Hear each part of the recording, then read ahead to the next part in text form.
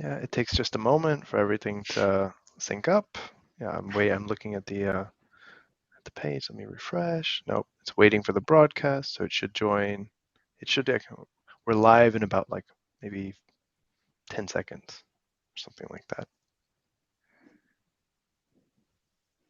Here we go. Now we're live. So welcome everyone. We just want to wait just a couple minutes just to make sure anybody coming out of a meeting will be able to join. And then once that happens, we'll dive right in.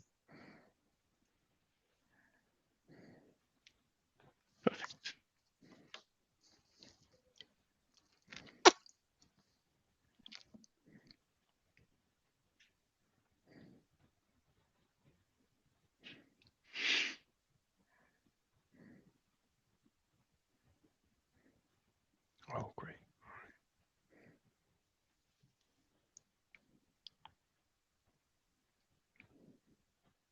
Hi, David. Hi, Luca. Thank you both for joining. Yeah, and thank you to everybody who's joined so far. We will get going in just one more minute. We just want to give everybody a chance to join if they want to be here.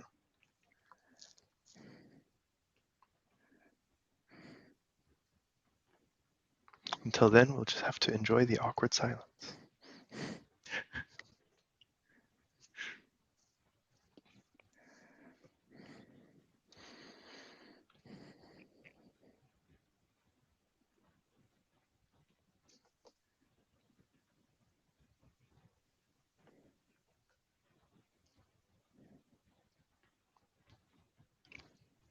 Hi, Raul. Good to see you. Thanks for joining. And with that said, I think we can go ahead and kick it off. And so let me start. My name is Michael Ogia. I'm the Director of Communications and External Relations at SDIA. It's really a pleasure to be here. I'm joined by three incredible individuals, and they'll let themselves introduce themselves in just a bit. But I just want to welcome you. Um, Thank, of course, Kathleen, Harry, and Connor for being here, and I also thank you, of course, for being here. And so to dive right in, as Gauthier Rousset poignantly described in a recent publication, assessing the environmental footprint of digital technology is a complex exercise, particularly due to the lack of open data, the absence of a common methodology, and the cross-cutting nature of digital technology. We at the SDIA wholeheartedly agree and have long identified the lack of accurate and reliable data as one of the greatest hindrances to moving the digital sector towards sustainability. Why? Because without data, there's simply too much variance among those measuring and the methodologies they use in order to paint a reliable picture of the current state. And without knowing where we are, it's difficult to assess where we need to be. To address this, as many of you have probably seen, we recently announced our Open Data Hub, which is meant to be the primary way for us to gauge progress on our roadmap to sustainable digital infrastructure by 2030, and is meant to act as a transparency registry for the digital sector to measure progress being made on each of the roadmap's 6 metrics. For customers especially, sustainability is built on trust and openness, where transparency is essentially a prerequisite for trust and therefore sustainability as well. Yet, this begs the question, why is transparency then so seemingly hard, so difficult to achieve? Why are companies so keen to keep their data secret, to not report widely and openly, or disclose information that could help researchers, policymakers, and even potential customers? That is precisely what we want to discuss today. And I'm honored to be joined by, as I said, three distinguished colleagues who can shed light on why this is such a vexing issue, but also why we have so much work to do. And before I give the floor over, I just want to encourage our audience, all of you, to be engaged, to ask questions in the chat, to respond to one another, and don't be afraid to give your honest feedback and opinions. We welcome and always invite provocative discussion. So Joining me today to discuss this are Connor Malloy, Kathleen Berger, and Harry Knopf, who, by the way, happens to be our first Open Data Hub ambassador. And we just published an interview with him just a couple days ago, if not yesterday. So please, Connor, Kathleen, Harry, please introduce yourselves before we dive in. And let's just start with Kathleen. Let's start with you. Sure. Thank you very much. Hi, everyone. It's actually really lovely to see your comments and hellos popping in, so keep that coming. Kathleen, I'm a sustainability, governance, and tech policy expert. I've been in the industry, primarily in the tech industry, for over 10 years by now, and working on sustainability issues always at the intersection of social impact, basically. So really looking forward to discussing that more. And background for why I talk about this, I've just recently launched the environmental sustainability program for Mozilla. So those of you that are joining through the Firefox browser, we've done it for that too. And I've learned a lot in that, and a lot that I wasn't aware of before starting there. So looking forward to sharing. Thank you, Kathleen. Connor, how about let's go over to you. Yeah, hi everybody. Connor Malloy is my name, working with Bureau Veritas. I'm responsible for the data center industry sector within Bureau Veritas, sustainability, and obviously sustainability within the data center industry, and also clean, green, renewable energy, again, where that intersects with the data center industry. My background is electrical controls and instrumentation.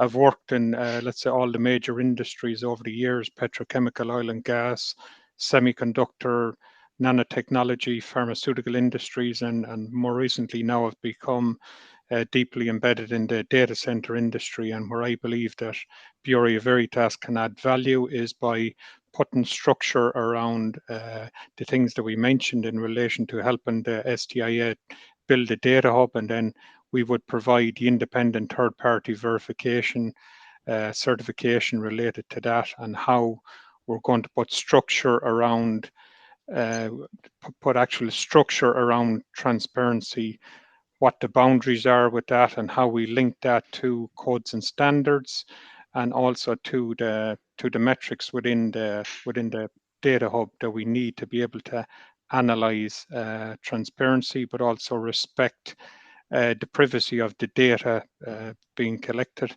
in a transparent way that yields the results of obviously how we can achieve, let's say, sustainability and achieve the goal of carbon neutral within the industry.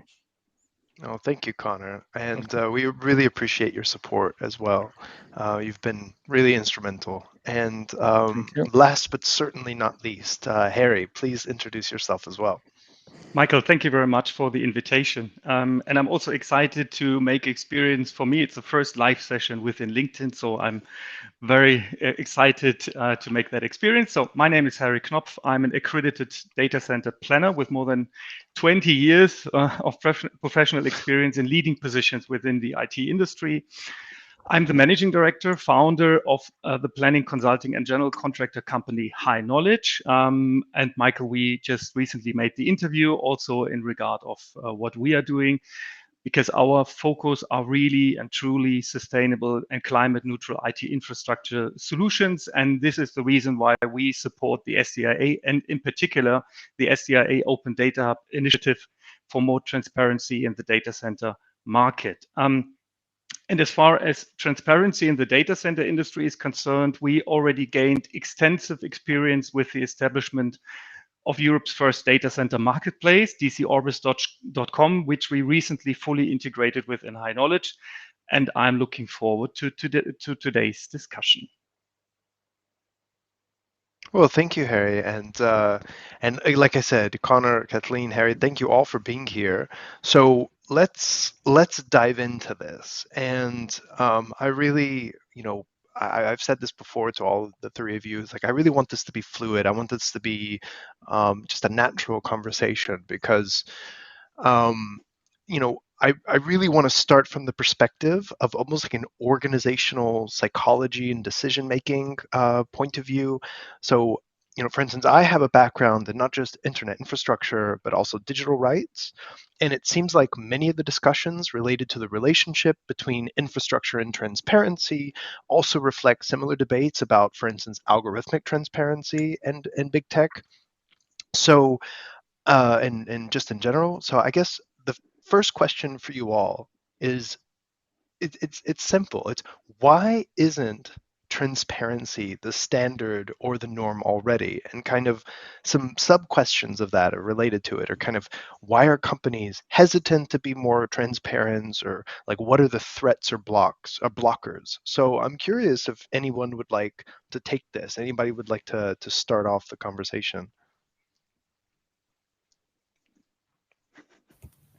Well, I I was going to say, okay, Connor, you go. I'm always happy to start, but I was waiting a moment to not be that person.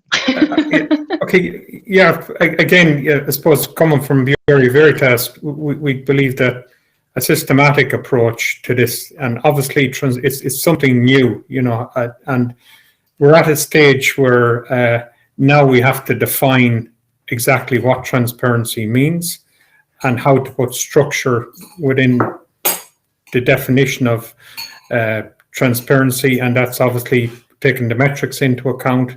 And then what is the target of the transparency? At the end of the day, obviously, we're trying to achieve sustainability within the industry, and we're also trying to achieve carbon neutral. So the end goal is obviously the focus, but it's what needs to be transparent and what data needs to be protected. So I think the first challenge is to provide kind of a legal definition of what what transparency is, and then how to put structure around that and metrics around that, and then take it from there.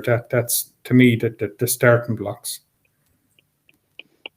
I mean, I can add to that. Like, I think because you asked for like organizational psychology, right? Like, if we look at the tech sector, as is, all of the environmental reporting is voluntary. There is no legal requirement to do that. So you start by that. Why are you not putting your resources into that? Because it costs a lot of money right now to do that sort of accounting well, because they don't have to. It's the first thing. Like, you sort of assess where to put your money, what have you. And those that decide that it could be a competitive advantage to be perceived as sustainable and green, they may do it. But then obviously, because it's voluntary, you pick the ones that you can tackle or that make you look good. So if there's a category that's going to blow up your impact, which usually is scope 3 and often the use of your product, most are not reporting on that because it's going to triple or quadruple or sometimes even 10 times as much the impact that they're currently reporting on, simply because if you want to mitigate that, we know they can't. Right. So there's also the question of, if you want to make that claim to be green, you choose what you report on to make that claim. And then there's the question of, what does green mean? Do they actually reduce or just purchase offsets? It's like, is it just something that happens on an accounting sheet or something that really happens? So psychologically, there's no pressure to make that right now. And then it's a question of, where's the competitive advantage if you can claim green, and where is it simply right now not necessary because there's no awareness of what's happening? I strongly agree, Kathleen, what you said. And I also would like to add that in my point of view, transparency by standard is not part of the business model of pretty much industries. So, but there are things coming together. So we are facing the greatest challenges in, I would say, really mankind. That means of sustainability, things like quantum computing, artificial intelligence, where the whole job area is changing dramatically within the next year. So much things are coming together. And I think if you have a developed, let's say, industries, it depends on in which stage you are. Because now things are coming together, and this means we need to overcome current situations. We need to find new solutions, new ways of find new solutions of getting rid of the problems that we're facing, and therefore transparency is the base for establishing anything on top of it, and really to reduce emissions, for example, and so on. So something you've all touched on is kind of the relationship between data and business, and kind of business, whether it be from a corporate perception or from a customer perception, from the business model, from the lack of a lack of metrics as to, well, what is transparency, what is that. I mean, to me, the next kind of question then that this leads to is, why can't, or why is transparency then not a bigger part of the business model? Why is it, what is preventing that from happening? Or perhaps a different way of putting this is, how could business models be incentivized to become more transparency friendly? I don't know if that's the right question to ask, but this is something that if the business model is always the problem, well, then how do we change the business model? I see all the others looking down, and I'm like, folks, really? Like, I don't know. I have an answer to your business model question, but like, why is it so difficult? I think when it comes to transparency and sustainability, there are a lot of questions around this right now. Like, I'll just share from personal experience, right? So we've done GHG accounting, greenhouse gas emissions accounting for 30, 40 years, and the GHG protocol as the main standard for the industry is not a new thing. At the same time, the guidelines, especially for the digital sector, are very limited. So you kind of like the boundaries of what's the methodology, how do you actually calculate it, is not necessarily clear, which means that even if the companies report right now, there is no scientific standardized consensus yet of how to actually measure that, which makes it very difficult to compare. Like, yes, you have an impact, but is it the same? And also, what's the boundary? So like for Mozilla, when we used use of product, Firefox, Hubs, like all the products that are there, we basically just used the impact of the internet. So we knew how much time people spend on the browser. We have no idea whether they read the news, whether they go shopping, whether they stream YouTube views, no idea. So all we take is that amount of time they're online and account for that as the impact that we have because it's part of the internet infrastructure, right? But like, obviously Mozilla can take responsibility for all of that because there are a lot of services happening on that. But we simply don't have the insight and the data to differentiate where is YouTube responsible? Where is Amazon responsible? Like, we simply didn't know. So that's one thing, that the methodology is not clear, and the insight into that would also tell us a lot about, like, some of it might also be proprietary information where it's like the finances that are related to that, like how much profit is actually being made with that, which a lot of companies are probably considering confidential or sensitive at least. Plus, some of the data, I've also learned we had very strict rules in place for human resource data. So anything that related to our staff, we're not allowed to publish either. So there's some strict limits into what the end result is and how you can then backtrace what that actually means. So there are some technical challenges in the standards, which I also find are difficult. But the main premise should be you can't point fingers at the others need to do it, but if you make a profit of a service, you should be responsible for the impact of that service. That's a very good point. I'm curious, Connor or Harry, if either of you have something to say in reply, or if you would like to kind of also explain, if you have a comment about the larger question about kind of almost incentivizing a business model to favor transparency. Connor? Yeah, well, again, I think it's come back to the point. We're at the very beginning of this process, and I think that there is an incentive or a motivation within the business to come together and start to set that up. And I think that behind the scenes, even though it mightn't be, we mightn't be able to see it right now, but I believe behind the scenes that the industry is trying to come together to come up with a way to be transparent. And one of the challenges that they probably face is, there's so many different types of operators out there providing different services, and it's to establish that common platform that fits all. And I think that obviously that's one of the things that attract us to the Sustainable Digital Infrastructure Alliance, because like the metrics that you've taken into consideration, it takes everything into consideration that's required to build the transparency model. And again, as I said, it's just to kind of get more work groups together and then try to structure. But I think that, we have a foundation for it, and the willingness is there, I believe. And we just have to try to get everybody together and really put an effort in to start building it from where we are today.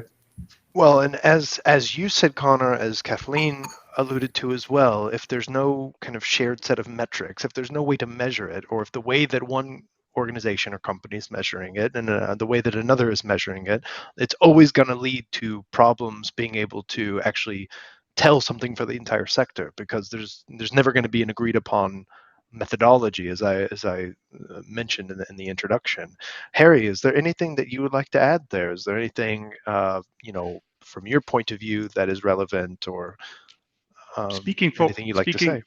Yeah, Michael, speaking for the data center industry in particular, I really would say, and we already discussed about this, it starts with what is a data center and what is not a data center. That means if you just want to define KPIs and define metrics, you need to start from the very beginning to see, okay, where we are looking at. And I think we also learned from the Corona pandemic that before Corona, in my point of view, the public does not really looked too much into what is happening inside a data center, or what digital ecological footprint does really means. And for me, the Corona pandemic has a little bit enlightened this black box data center, so to say, and also the pros and cons. So that on the one hand, we are doing now a video conference, which is we are saving emissions instead of flying hotels and so on. But on the other hand, everything we are doing actually is having an impact in a data center. And I think this, especially within the next few years, will be more the focus of that we are really looking inside what is happening there. And then you have two perspectives and two opportunities. The first one is you can lead, and the second one is you can follow. And I think it's always best to lead. That means to help, let's say, an open data hub initiative to establish new products, new services, let new entrepreneurs accessing the market to find really new ways. Because at the end of the day, we need it, because we are doubling the existing data every 2 years. Every 2 years, this is a classical exponential growth. And on the one hand, and on the other hand, we need to save emissions. In Germany, we are shutting down nuclear power generations in a few months now. That means we are facing so much challenges, and so we are doubling the data. We need to save energy, and we need to reduce emissions and to be climate neutral in Europe up to 2050. So, and this is only possible when we open up this kind of black box, if we create transparency, if we define what is a data center and what not, and what are the key performance indicators that we just want to measure. And I would also like to add some things, because I can imagine, or I have an idea of that there are companies out there, of course, they earn money with their data center services, and they have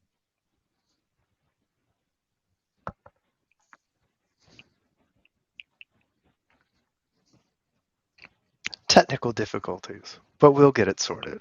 No. And right at like, he was really at the climax of what he was going to say too. So that was, that's okay.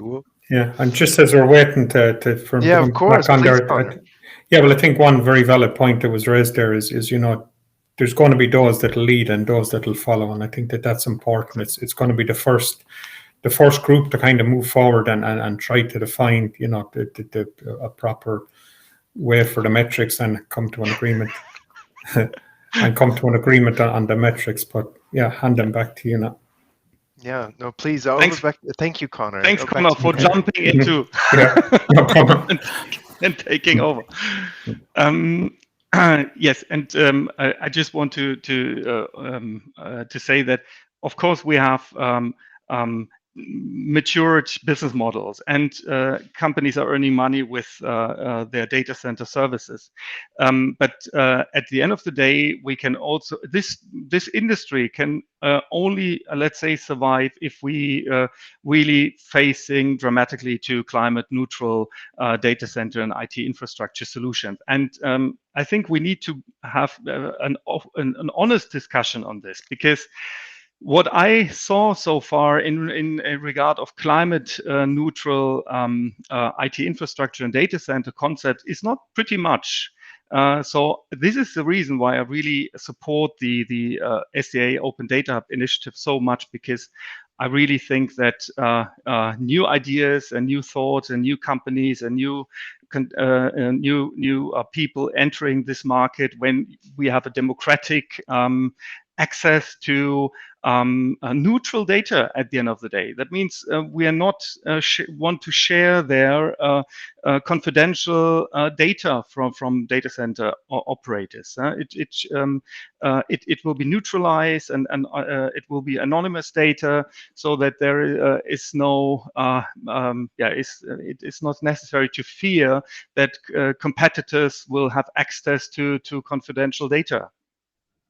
Yes, but I also find that somewhat ironic that, you know, in what you're saying, it makes absolute sense that basically by being a leader in transparency, by being a leader in sustainability, that is not just the future, but that should be the present. And yet it's for so long, the risks associated with sharing data have what seemingly has outweighed the benefits of transparency. But of course, that's shifting now. And so while being, let's say, more secretive or preventing kind of the opening up of that kind of data before might have been a competitive advantage, it seems interesting that trends now are moving in the opposite direction, and that the more one opens up, the more the higher competitive advantage it will have, because of the kind of, you know, impacts it will lead to. And so we've already covered, if anybody has anything to by the way, to come in, I would like to add something, Michael.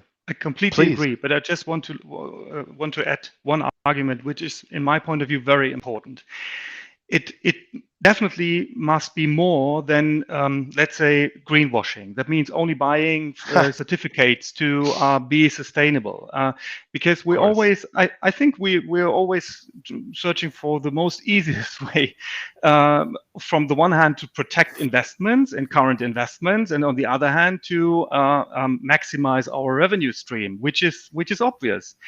But and they're coming back to lead or follow. The next years will be dramatic in changes and changement. What we will face. So I would really say there's no time to wait. So we have today. We need to modify our infrastructure to link sectors together, which we are not doing adequately enough. And I think you just cut out there. Oh, please, just one other comment, and again, it's just a comment put up by John Booth, but it's very valid. Is let's start from what's already written. I mean, like the Code of Conduct for Data Center Efficiency is a great paper to kind of start from. And if we could get everybody to kind of analyze this and say, okay, this is a place to start from, because I mean, like, obviously that takes a lot. Taking that into consideration would kind of, again, you know, can't go back to forming the basis of a foundation of how we kind of come together in a common understanding of what will lead to, you know, data center efficiency, because obviously efficiency is going to lead to sustainability, is going to lead towards carbon neutral. So we don't have to kind of start from a white paper when there's already good papers out there already written that we can form the basis of. Yeah, and I was laughing, by the way. Of course you can, Kathleen. I was laughing because whenever Harry mentioned greenwashing, this was something that Kathleen was talking about just last week in a event that we were both having. So please, Kathleen, come back in here. I was just going to say, like, yeah, we can start with a definition what a data center is, but like in terms of building on what Harry said, we need to see actual action because we're running out of time. I think that the problem is that right now, because everyone's talking like we're running out of time, but they want the label to be green and they want the label to be a leader in the industry, but it's very difficult for consumers to actually judge who's genuine, hence can be trusted, and who's just greenwashing. It's really hard to tell if we have zero transparency on what the standards are on which we're reporting. And also it's like the carbon neutrality debate. Carbon neutrality is an accounting term. of like you're carbon neutral if you don't emit like energy resources. It's often this like your operational emissions, which is just the heating and the cooling and whatever direct emissions you have, but that has nothing to do with Scope 3. So if we really want to be sustainable, we have to talk about water resources. You know, like potable water, it's becoming pretty scarce. So if we switch to Right. like cooling our data centers with like actually drinking water, that's an issue. What about land use? Could that be used for something else? Is it really something that should be expandable? If we don't consider that, then the action is, to my mind, not meaningful. And we can say green, but then green just means, oh, we purchased offsets for $1, you know, the ton, which means nothing because it's not going to green the grid, which is what we really need to do. So I'm a bit torn on that one. Well, I want to stay on this just for a second, but slightly shift the conversation a bit, and that is because I'm putting this Philip, who is our colleague at SDIA, kind of behind the scenes here. I'm sending him a private message, so maybe we can get that into the LinkedIn chat. Kathleen, you wrote this fantastic series over the summer, a 3-part series, if I'm correct, and we've been talking about, you know, I've been seeing in the chat, there's been a lot of talk about, for instance, Raul brought up incentives. We talked about this already a little bit amongst ourselves. Kind of, to me, this invites the conversation of what is the role of policy and regulation? How then can a more effective policy be created? What is the kind of, how is the relationship between transparency and creating this kind of data that can then inform policymakers and regulators? What is the role of regulation in driving transparency forward? Is it, I mean, obviously one is kind of in many ways necessary, enables the other, let me put it that way. But is regulation also a place that we could look for policy to create incentives, to help create a fairer, more competitive market, etc.? Do any of you have anything that you'd like to share about that, or any thoughts rather? I obviously do. I know. Harry, Connor, is it okay if Kathleen takes this for just a second? Yeah, please, Kathleen, go ahead. No, maybe I can do the start here. I think regulations. Regulations are all in this regard. What we talk about are always an option, of course. But I see we are regularly discussing this with politicians on the EU, but also on the German level. I think this will be too slow. Because when you wait for regulations, which will be the case if the industry will not follow, and I think maybe we all heard about the Climate Neutral Data Center Pact, so we have initiatives out there who are trying to not wait for regulations rather than lead and really going forward. And there's not how can I say, everything bad, because we also increased efficiency, for example, on the energy part in IT infrastructure pretty much over the last 10 years. But the problem is it is not enough. So we optimize efficiency of around more than 20% overall, even if we have this exponential data growth.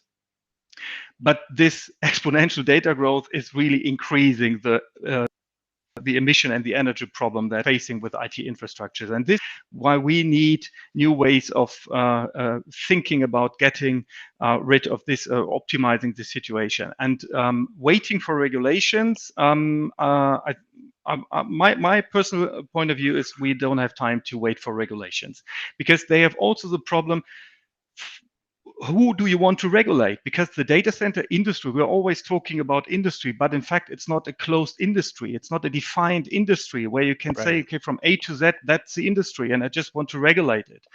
That's nearly impossible. It needs you need to collect where are the data centers, in which country, counting from which racks or megawatt or kilowatt hours, and so on. And this takes time. I would say years.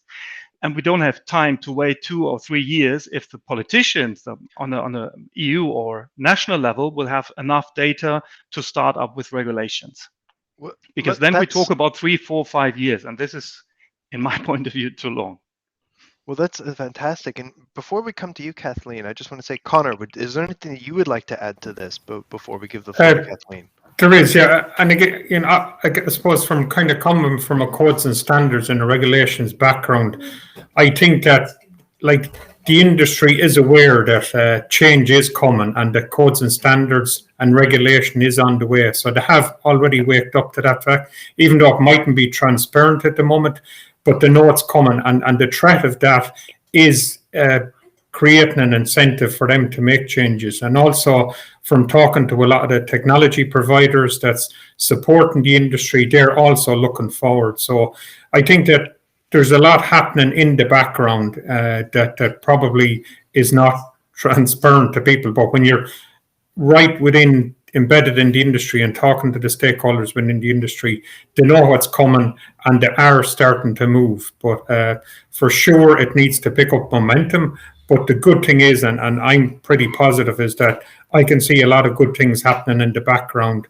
that's moving towards sustainability and going to move towards efficiency. Because like everybody that I've talked to within the industry is aware of what's coming. And I think that even the threat of regulation is prompting them to kind of move in that direction. And it mightn't necessarily be happening quick enough, but it certainly is. But like everything else, if we keep the debate going and have that, it will accelerate. But I'd be relatively positive that the industry is already starting to move in the right direction. Fair enough. Now, Kathleen, please, the floor is yours. I know you have so much to say on this, you know? I actually think I can be quite brief, but thank you. And I think it's exactly that combination. Like, yes, policy and regulation takes a lot of time, and knowing that it's coming, because everyone wants to be super prepared because it gets costly if you wait for the regulation to drop. That pressure is what policy is all about, right? You're creating that pressure, you're calling for the need for this to happen, and the moment it's being picked up by lawmakers, that is when industry starts moving. And I usually don't just talk about the data center industry, but the tech industry at large, because all of them build on data centers. So there is a shared responsibility here. So it's not something to just, this is how data centers are run, but like the whole tech sector needs to rethink how they go about resources and materials and rare earth and minerals and water and what have you. So I think all of that needs to go in there. And the thing was, like, what I think actually is not going to take that much time, because a lot of it is being prepared, and because a lot of the tech players, knowing that they are critical to the changes that are coming, have made voluntary reporting to a certain extent, even though they may hold back on some numbers that they're not publishing.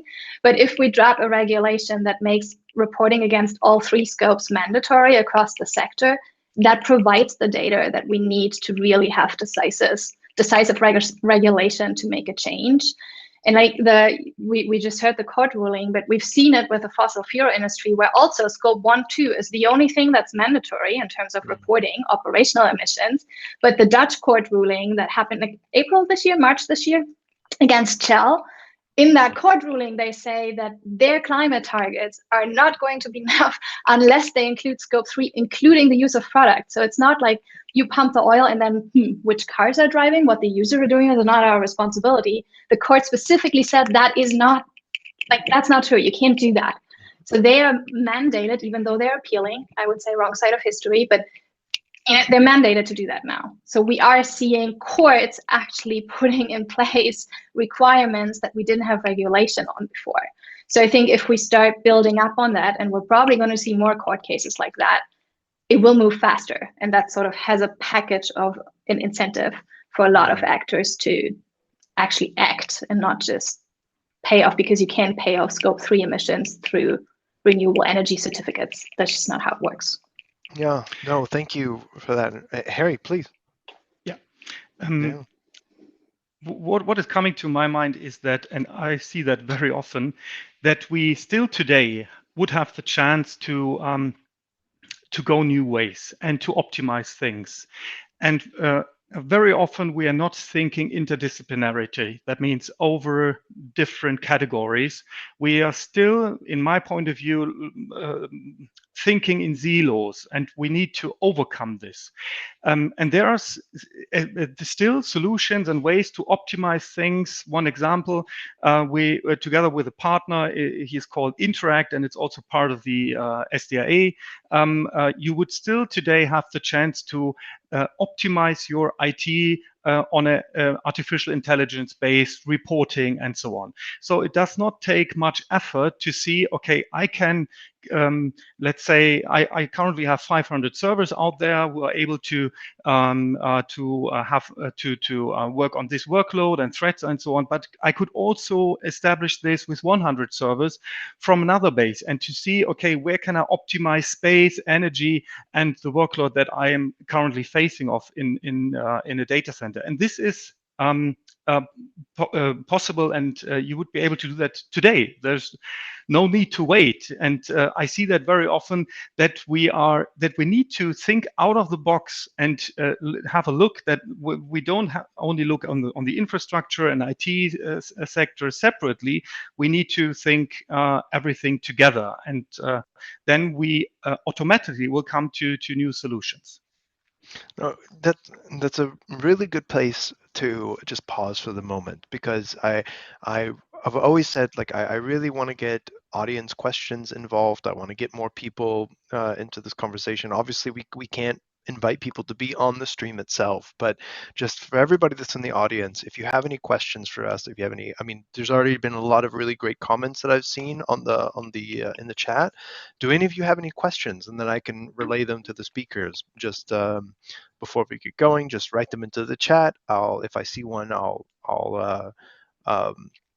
I'll flag it. But in the meantime, until we have any questions, if anybody would like to continue with this discussion, if you have any other thoughts about kind of the relationship between transparency, incentives, regulation, feel free to add it. I suppose, I mean, one thing to just plug again is that, of course, all of the issues that we've talked about, all these challenges, this is exactly what we hope the Open Data Hub will help us to at least begin start addressing. And actually, it's not a question, but I do want to actually add something that I see Chris Adams saying in the chat. He was basically saying he's adding a contrarian view about Scope 3 emissions. Here comes his question, actually. Chris Adams asking a question. He's from the Green Web Foundation. He's saying, what policy goals would you want to see more clarity about by let's say the end of this year? That's actually a great question, Chris. Thank you. Would anybody like to jump in first? Not everybody go at once.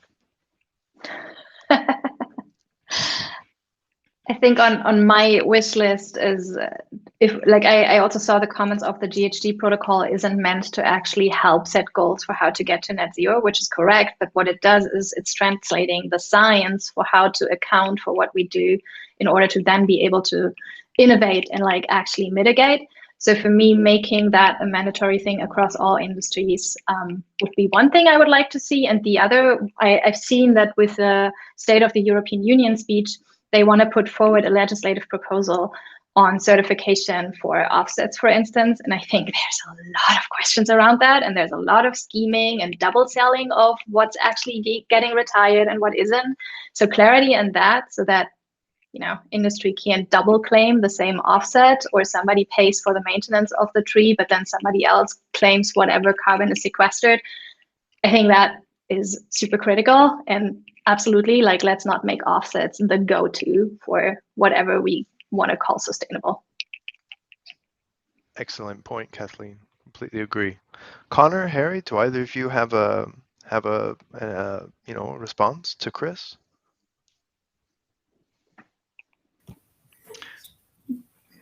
Go ahead, Harry.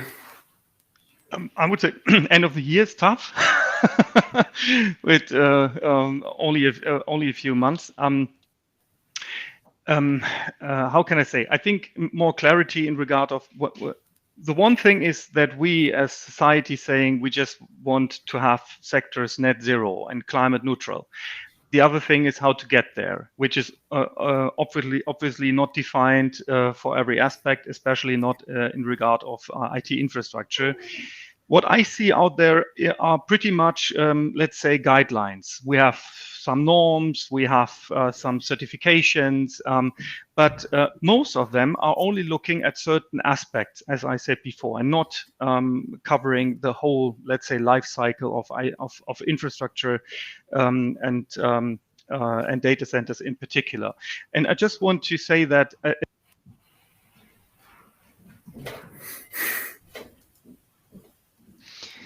in the meantime, Connor, why don't you come in? Yeah, well, again, for me, and again, I know, as Harry said, we're close to the end of the year, but I mean, like, it would be great to at least agree on a defined set of metrics. And, obviously, what you've done within the SCIA is kind of the basis of that. But at least if we could get the industry together to define the set of metrics and then how each of the metrics are measured, and what that scale is going to be for the metrics, I think that, to me, would be a giant step forward. Oh, fair enough. And Harry, what was the end of the? We trained this for weeks. That Connor is always jumping in, right? That I'm going on mute and he's jumping in. I'm your backup, yeah. And it works perfectly. So very good. Now, I just wanted only to add that there are things out there like the Blue Angel for data centers, which might be not perfect, but I think the direction is completely right. That means to define criteria you have to fulfill in order to achieve a level of certification or not. Because practically you can build a data center today which is having a very bad energy efficiency. If you say availability is most important, then you can do that today. So no one is hold you up that you are not able to do that. And I think those kind of certifications like the Blue Angel in Germany, which is the eco label of the German government for sustainable products and services, could be an answer to go into the right direction. That means really to say, okay, you are allowed to use that kind of cooling gas and with a global warming potential, which is higher or lower or not. You have to use a UPS system, uninterruptible power supply system, which is need to have an efficiency of let's say 96% and so on. So to make clear, to define clear criteria you have to fulfill in order to get this kind of certification. I think we need more things going into this direction. Excellent. That's a very that's a really good point as well, Harry, and thank you for that. And I just want to invite again the audience to have just please ask your questions if you have any others. Karsten, is it only about data centers or other topics as well? No, I mean, at least when it comes to the Open Data Hub, we are focusing on data centers, because we consider them kind of the low-hanging fruit, but obviously data centers are only but one part of the very extensive digital economic value chain that exists, and part of infrastructure. So no, it's not just data centers. Since nobody else has one, so it seems I want to, and Chris always has really good questions. This is a really good question. Another question from Chris. And then, what kind of price on emitting carbon would you need to drive meaningful change in the digital economy and displace the use of fossil fuels? And I would add to that, what is the role of transparency in that that process as well? Kind of looping back, I think, kind of to the beginning of this conversation. I think it's very difficult to mention an exact price that would achieve that. But I think we all agree it must be more than what we're currently discussing, because this is not changing anything really. So it's an entering into this kind of emitting carbon dioxide is having a value that you need to pay for this. But we need to have much more and higher levels than we have currently. But it's difficult. I don't know, Kathleen, if you are able to say an amount. No, I was going to say, like, I totally second that. I don't know what the amount is. I know that what we have is way too low, and it's also rising too slowly. Plus, like, it also doesn't cover everything, right? Right now, who actually pays the carbon price? It's also not all the industries. So there's definitely lots of question marks with that. But it needs to rise, and it's not anywhere near where we need it to be for the speed of the transition that we need. But what is good on this, what is good on that, is that sustainability or truly sustainable infrastructure will be a competitive advantage in the near future. And that was not automatically the case until now. And this, I think, things are in movement. And as Connor said, things are in the back, things are really moving currently, and they're pretty much discussion. So everyone, I think, is aware of the direction we need to go. But I think also with the SDA and the Open Data Hub initiative, we really need to attract new entrepreneurs and new people, because otherwise, when you what I'm sometimes wondering is, when you are going through a data center, for example, today and 20 years ago, you don't see that much difference. And my wish is that in 20 years from now, it will look completely different. Either it will be hyperconverged infrastructure approaches or whatever, or quantum computing is leading us to completely different section, whatever. But my wish that data centers and IT infrastructure in general will look completely different than it is today.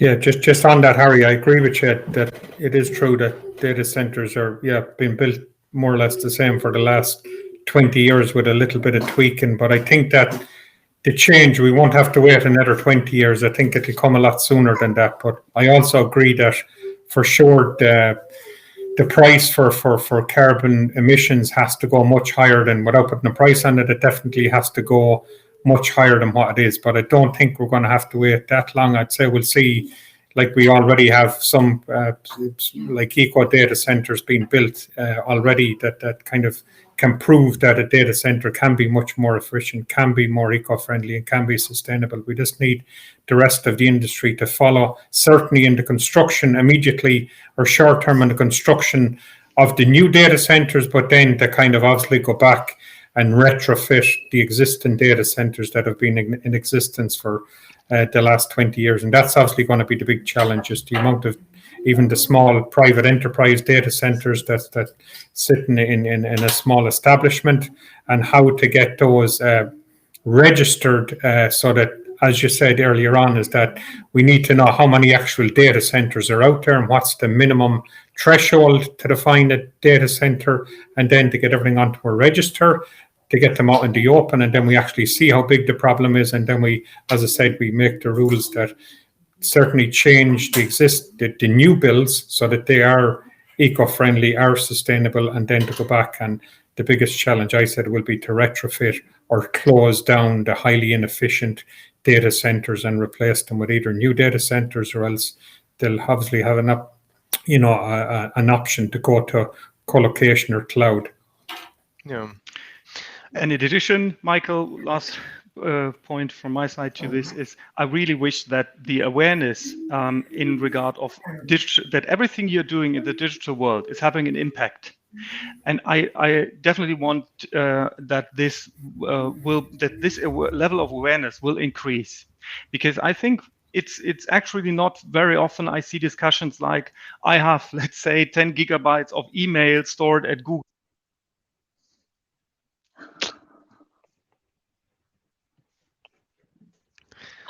It's like you have a 20-second limit or something. Yeah, but it's crazy. It's really crazy. There you are. You're back. I have no idea. My headset is going on mute regularly. Okay, but it's funny. That you are privately storing 10 gigabytes of emails at a cloud provider, and no one is caring about how much emissions this is causing. So it's no awareness there what the impact is. And I think we as society need to go there to have an awareness that everything we do in the digital world is having an impact. Everything. Of course. So today we're talking about taking a flight or not, which is relevant and very important to discuss this. But it's not. We are limiting sometimes the discussions very, or aligning it very to a few things. But it's much more complex, I would say. Well, I just kind of want to close the discussion actually with there's a comment from Gunnar, and I think it's a really good kind of question rather that summarizes a lot of what we had been talking about. And he's basically asking, do you see any real direct added value of sustainable digital infrastructure for those who have to deliver it? And so obviously, I think Gunnar is implying that there is obviously value for those on the receiving side, but what about in terms of delivering it? And then he's saying so that it can so it can integrate into business models. So basically, is there a business benefit to sustainability? I think that's part of what he's asking. And then he's saying the indirect added value of sustainability is clear. Is there any trigger in sight that is not only marketing for a clean conscious, or to react on potential regulatory punishment? And so, in other words, kind of what is I would kind of synthesize this question into what is the benefits for business to sustainability, as opposed to just just obviously for the planet. What's the the bottom line? How does the bottom line benefit too? I think in the past we always discussed of it must be economical or ecological, and I think both worlds fit together. And in regard of IT infrastructure, to give you one example, if you're reducing your cooling efforts, your energy you need to cool your IT infrastructure, you're saving energy, and this is saving money at the end of the day. That means you can be more efficient. Yes, so it fits together in my point of view. So it's nothing we need to separate. I think we have to think out of the box and look at the whole life cycle and think everything together. Connor or Kathleen, would either of you like to come in here just in the last couple minutes?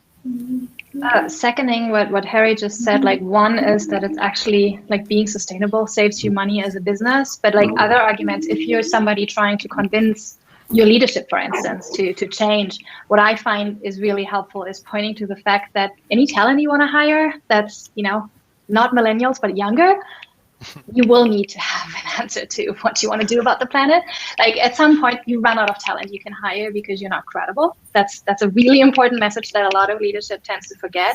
And the other is that once you're clear about sustainability, it also helps you assess climate risk, because data centers are also facing risk in terms of changing weather, changing landscape, changing like whatever the level is. And being aware of you're investing in a better future also helps you think about that risk, which for financial investments is absolutely critical if you want to keep your business running. Like you need to have an answer to that. And combining that is really helpful. So if you're trying to convince your leadership, looking into what the risks are for your company and the talent pipeline are usually additional arguments that help. Oh, that's brilliant. Very well said, Kathleen. And Connor, do you have anything to add as well? Yeah, just a couple of comments. Yes, it does need to be a holistic approach, and it needs to be a change in mindset. And if you put the structure in to kind of change and be sustainable, the benefits will come naturally. I mean, like you will actually realize that you're, let's say, from an efficiency point of view. So the benefits will come naturally, but it's just about kind of changing the whole mindset of how people structure their business, from the bottom up or the top down. Because I mean, like everybody kind of can participate in this. And as you said earlier on, I mean, like it can be data that's stored on emails or videos or stuff that's been saved on somebody's inbox that's, at the end of the day is burning up, is consuming energy. But it's a whole mindset and making people aware, yes, every action we do every day has an impact. And to, as I say, take a bottom-up approach and also top-down to kind of every business to kind of have that incentive to be clean, green, and efficient and sustainable. And I think that once that mindset sets in and the policies change within each company or business, then the benefits will come in terms of, savings. Well, I think that's actually a really good way to kind of close this discussion. We're 1 minute toward the top of the hour, and I just want to say this has been I knew it was going to be a fascinating discussion. I knew putting the three of you together would have a really good discussion. I want to thank everybody, the audience, for attending. Thank you so much for all of your questions, your comments. This has been, I can tell this has been engaging for you, at least in the chat. Obviously, Harry, Kathleen, Connor, thank you not just for coming here and speaking today, but really for joining, for all the support that you give to STIA, for all of your willingness to help us. We really appreciate it, and for all of the trailblazing that you each are doing within your respective fields as well. Like it's really a joint and group effort here, and so thank you. And of course, I want to obviously thank all my colleagues for assisting with the chat, but I want to give a very special shout out to Philip Mavis, who is always on the back end, doesn't show his face, but he is instrumental in making these things happen. So thank you, Philip, and thank you, everyone. Michael, and sorry, I don't want to interrupt you, but I would like to thank thank my headset for interrupting me all the time. Well, for interrupting you, and then for allowing Connor to come in, really is like the MVP here. Of course. Just to keep the conversation going. So thank you, everybody. Have a wonderful afternoon or morning if you're coming in from another place, or an evening if you're from somewhere else as well. And keep in touch with us. We'll have more updates for you going forward as the time goes about the Open Data Hub and other things that we're doing. And thank you very much once again. Take care, everyone. Thank you. Bye-bye. Bye. Thank Cheers. you. Bye-bye. Bye.